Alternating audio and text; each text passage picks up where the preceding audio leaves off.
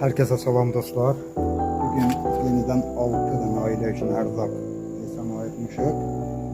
Hardan dostlarımız bize məsləhət verirlər ki, olar ki, məsəl üçün 10 tane aile için gelen erzak, yani 10 tane aile için gelen erzak, bunu az verəsiniz, ama 15 tane aile sevinsin, 15 tane aile için verəsiniz. Deyirəm, niyə olmaz, nə gözəl məsləhət. Bizim yaxşı dosta da ehtiyacımız var, yaxşı məsləhətə var. Allah kabul etsin. Bugün 6 tane aile hatta təmin olunacaq, Allah kabul etsin. Bir də nəzərinizə bir şey çatdırım. Bir ömür yetimçiliklə, kasıbçılıqla yaşayan aileler sənin bir sumka, bir paket ərzaqın onu sevindirir. Xoş sənin halı var. Allah Kur'an'da deyir ki, sizə verdiyim özüdən siz də verin. Allah kabul etsin.